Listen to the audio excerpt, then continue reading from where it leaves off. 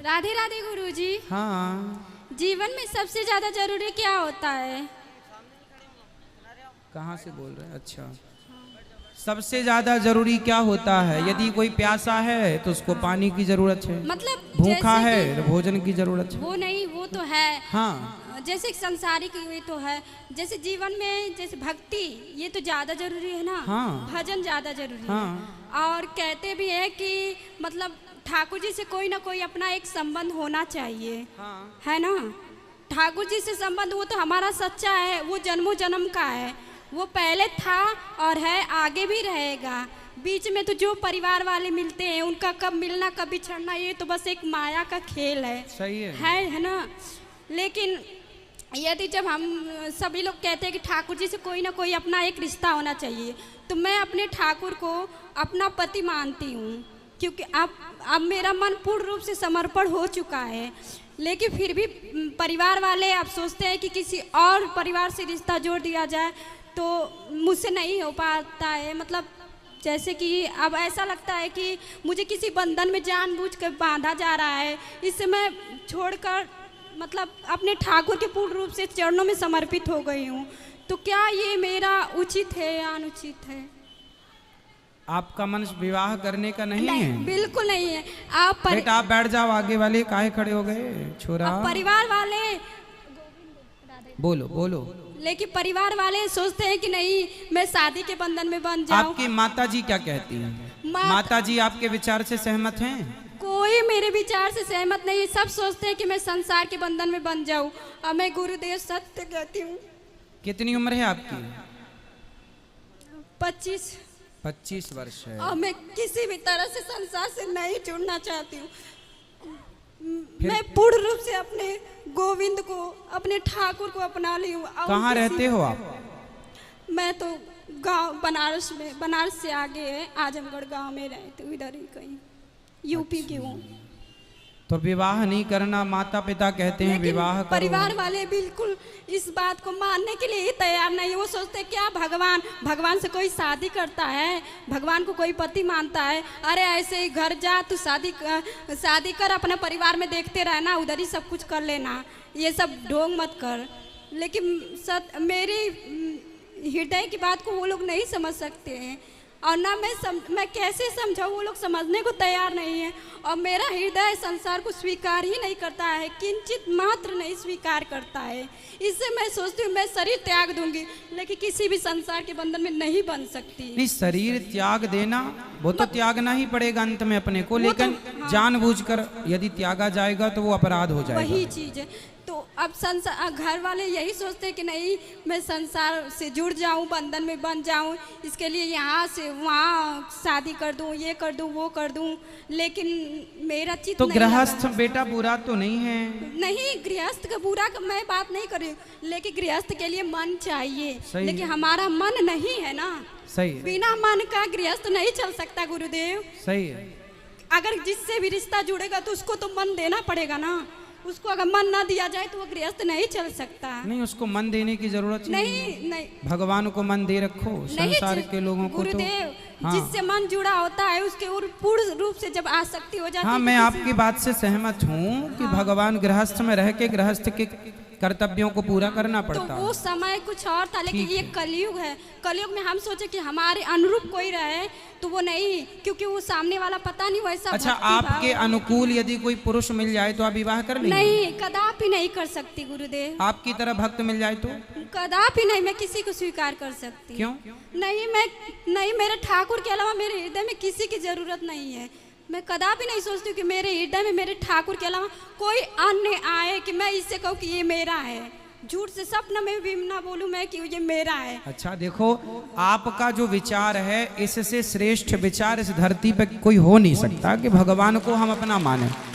इससे श्रेष्ठ कुछ नहीं है, ये तो सही है। पर अब संसार के लोगों को भी आपको समझाना पड़ेगा, माँ को, पिता को, अब आपका भाई, आपकी बहन, आपकी माँ, वो भी दुखी ना हो, उनको कुछ समझाओ। मैंने मैंने एक कथा में सुना था संत गुरुदेव के मुख से कि हमारे ठाकुर कहते हैं कि तू सब कुछ सर्व धर्मों को त्याग कर तू मेरी शरण में आ, मैं तेरी रक्षा करूंगा। हाँ, भगवान गीता में कहते हैं सर्वधर्मान परित्यज्य माम एकम शरणम मैं व्रज। तेरी रक्षा करूंगा। मैंने बस एक बात उनकी पकड़ ली और हृदय में ये धारण कर लिया कि मेरे ठाकुर जब कहते हैं कि जब मैं तेरी रक्षा करूंगा तो तब मैं क्यों बंधन में बंधूं। ये संसार तो बस माया के खेल है, ये परिवार वाले आज है कल नहीं रहेंगे। चलो आपकी बात से मैं सहमत हूं, पर एक छोटा सा प्रश्न मेरा आपसे ये है कि चलो आज तो आपके मन में गोविंद है और आपके मन में कोई किसी पुरुष का स्थान नहीं है, हमेशा आपकी साधना ऐसी चले, पर आज नहीं, आज के 5 साल बाद 10 साल बाद कभी यदि मन ऐसा हुआ, क्योंकि मन देखो मन स्थिर नहीं हो पाता, यदि आपका मन स्थिर हो जाए तो बहुत बड़ी बात है, पर मन तो देखो रोज गुलाटी खाता है, मन कभी ऐसा कहता है कभी मन ऐसा कहने लगता है, जैसे अब मन अच्छा कहता है कल को उससे बुरा कहने लगता है, तो मन का भरोसा नहीं करना चाहिए। मन का भरोसा नहीं गुरुदेव, यदि हमारा जब जैसे हम उनसे जुड़े हैं तो मेरे ठाकुर ने मुझे अपनाया है और मुझे विश्वास है जब मेरे ठाकुर ने मुझे अपनाया, मुझे ऐसा स्वप्न में दिखा कि मेरा ठाकुर से विवाह हो रहा है। मैंने ऐसा जब तो आप माला किनकी जपते हैं? हाँ, माला किनके नाम की जपते हैं? नारायण। आप ही मेरे गुरु हैं ना, मैंने आपसे ही दीक्षा लिया है। अच्छा। 1 साल पहले मैं आई थी तो जो मंत्र दिया गया है उसका जाप करते उसका हैं? जाप करती हूँ। तो मैं मंत्र जाप करते समय एक दिन भाव में डूबी थी, तो आपके मुख से मैंने सुना था कि मतलब ठाकुर को कोई ना कोई रिश्ता जरूर होना चाहिए। तो मैं मन में भाव विचार करती थी, मैं ठाकुर को क्या मानूं। एक दिन मैं जब भजन करने बैठी थी तो मेरे भाव में ऐसा भाव हुआ कि मेरा विवाह मेरे ठाकुर से हो रहा है। अब वो धीरे धीरे वो रिश्ता, मुझे लगा ऐसा नहीं है, लेकिन जब मैं उस रिश्ते को धीरे धीरे महसूस करने लगी, ठाकुर ने मुझे मतलब उस चीज़ का अनुभव कराने लगे कि देख तू मेरी है, तू संसार में नहीं पड़ सकती। कहीं मतलब मैं जब भी संसार में जाती थी या कहीं भी कोई रिश्ता दिखा जाता था तो वो काट देते थे, या कुछ ना कुछ ऐसी बात हो जाती या सामने वाला हट जाता था। हजारों रिश्ते आए किसी न किसी वजह से। तो मैं समझती थी ये क्या है, क्यों ऐसा हो रहा है। फिर मुझे धीरे धीरे ठाकुर ने खुद अनुभव कराया कि तू मेरी है, तू मत संसार में पढ़। मैंने फिर संत गुरुदेव के प्रेमानंद महाराज जी हैं, उनका सत्संग सुनने लगी। फिर मुझे समझ में आया, फिर मुझे लगा कि हाँ ये ठाकुर की बात है। जब मैं उनके रास्ते पे चलने लगी तो मुझे खुद वो अनुभव कराने लगे कि देख मैं तेरा हूँ, तेरा कोई नहीं है। इसलिए और फिर मैं उनकी सत्संग भी सुनती हूँ और मैंने घर त्याग दिया है, छोड़ दिया सब कुछ, और मैं बस अपने ठाकुर के भरोसे हूँ। इतना दिन हो गया, 8 महीने हो गया, लेकिन मेरे ठाकुर मुझे हर पल संभाल रहे हैं, हर पल तो रहते कहाँ हैं आप? घर पे रहते हैं कि कहीं और रहते हैं? घर पे तो नहीं रहते हैं। फिर कहाँ रहते हैं? मैं वृंदावन में ही रहती हूँ। तो वृंदावन में अकेले रहते हैं, किसी के साथ रहते हैं? नहीं, कोई निश्चित नहीं है कहीं पे भी। अभी ठाकुर जी मुझे जहाँ पे रख देते हैं वहाँ पे रह लेती हूँ। बेटा पर देखो आपकी भावना अच्छी है, मन पवित्र है, सब कुछ अच्छा है आपका, आप में कोई कमी नहीं है। भगवान आपको स्वीकार कर चुके हैं, आपने उन्हें स्वीकार किया, ये सब कुछ अच्छा है। भक्ति के पथ पर ईश्वर का अनुभव हो जाना ये बड़ी बात है, आपको हो चुका, ये अच्छी बात है। संतों का संग मिला आपको, आपने मंत्र का जाप किया, आप श्रेष्ठ हैं अपनी जगह। फिर भी ये जमाना बड़ा जालिम है, खुले में कहाँ रहेंगे आप, स्त्री हैं। नहीं गुरुजी, थोड़ा सा आपको अपनी सुरक्षा के लिए तो आपको कोई स्थान जहाँ बहुत सारी स्त्रियां रहती हों, लड़कियां रहती हों, वैसा यदि आप चुन लो। आप अकेले फुटपाथ पे ना सो जाना, आप अकेले ना रहना कहीं। मैं गुरुजी कभी कभी भय मतलब मन में ऐसा लगता कि नहीं, रक्षक तो भगवान है, रक्षक तो भगवान है। द्रौपदी की लाज बचाई, रक्षक थे, फिर भी लुटी ना लाज, फिर भी लाज लुटी ना, उन्होंने पुकारा ही नहीं ना। हाँ, तो द्रौपदी की लाज लुटी, फिर भगवान ने पुकारा। तो हमें ये मैसेज है कि हम ऐसा काम ना करें कि वो स्थिति उत्पन्न हो। इसलिए हम थोड़ा सिक्योर रहें। और भाव अच्छा है आपका, भाव में रहना अच्छी बात है, पर भाव में संसार आपके भाव को नहीं समझ पाएगा, संसार आपकी भावनाओं को नहीं समझ पाएगा। मैं ऐसा अनुभव भी करती हूँ कि मतलब मुझसे कोई ऐसा कार्य नहीं होता है जो शास्त्र के विरुद्ध हो, या ऐसा नहीं करना। यहाँ पे का खतरा रहेगा तो मुझे लगता है मेरे ठाकुर पहले ही मेरा हाथ पकड़ के इधर ला रहे कि इधर खतरा है, तू इधर। द्रौपदी माँ ने पुकारा, भगवान जरूर आए। द्रौपदी माँ ने पुकारने में देर लगा, ये बात बिल्कुल सत्य है। फिर भी नारी है, नारी को हमेशा सुरक्षित रहना चाहिए। हाँ जितना समाज में क्राइम हो रहा है उसको देखते हुए हम आपसे कह रहे हैं कि द्रौपदी की तरह आपका भाव है, पवित्र है, अच्छा है। और फिर संत गुरुदेव भी कहते हैं यदि जब हम अपने भक्ति और प्रेम के मार्ग पे आगे बढ़ते हैं तो पग पग पर प्रतिकूलता आती है। वो हमारे ठाकुर हमसे परीक्षा लेते हैं कि क्या तेरा मन अभी भी मुझ में है या संसार में है। मन की बात नहीं है बेटा, आपकी सुरक्षा की बात है। आजकल तो लोग इतने दुष्ट लोग हैं समाज में कि अच्छे खासे संतों को मारकर उनको लूट लेते हैं। पैसे के लिए क्या नहीं कर रहा है आजकल, अपने बाप को मार डालते हैं, अपनी माँ को घर से निकाल देते हैं। तो भाई आपकी हर बात सही है। देखो भगवान सबके रक्षक हैं, बोलो हाँ, सबके रक्षक हैं भगवान। तो भगवान जब सबके रक्षक हैं तो जब भरत जी राम जी से मिलने चित्रकूट गए, भरत जी जब राम जी से मिलने चित्रकूट गए तो भरत जी ने अपने 4 सेनापतियों को बुलाया और चारों को बुला के कहा सुनो, पूरी अयोध्या तुम 4 लोगों के हाथ में देता हूं। पूरब गेट तुम्हारा, पश्चिम गेट तुम्हारा, उत्तर गेट तुम्हारा, दक्षिण गेट तुम्हारा।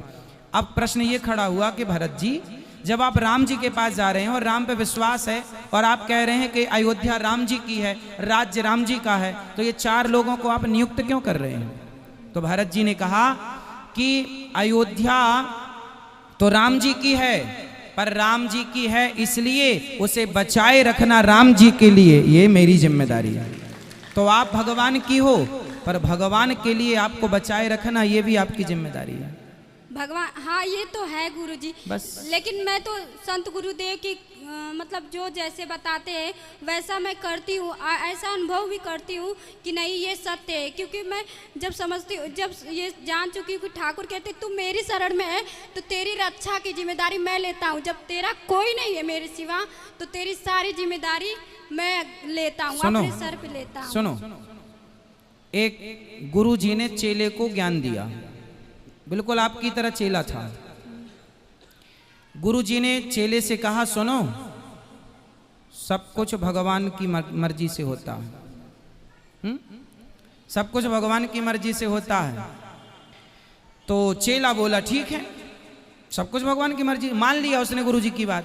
अब वो रास्ते से जा रहा था तो हाथी आ रहा था।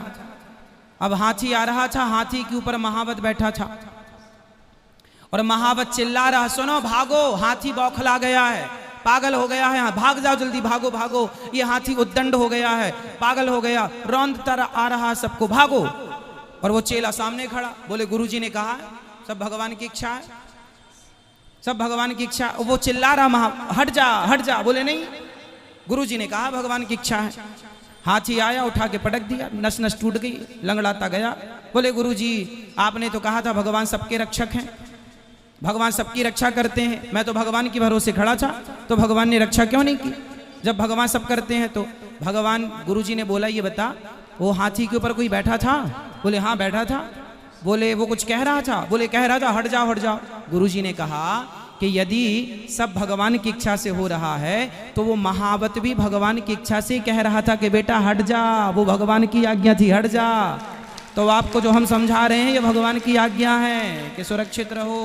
हाँ ये तो है सुरक्षित। तो हाँ। वैसे कोई भी अपनी सुरक्षा स्वयं नहीं करता सकता, सुरक्षा करने वाले तो हमारे ठाकुर ही है। भगवान सबके रक्षक हैं। हाँ वही रक्षक है, लेकिन हम अगर हम अपनी ना चलाएं, अगर हम अपनी ना चलाएं तो वो अपनी चलाते चलो हैं। हमारा जो धर्म है आपको समझाना, एक गुरु के नाते, एक भाई के नाते कि भाई महिलाओं को खुले में नहीं रहना है, सुरक्षित रहना है। नहीं। अब आपको जो अच्छा लगे वो आप करो, भगवान के राह पर चले हैं, अच्छी बात है, चलो भगवान आपकी रक्षा करें, ये प्रार्थना है।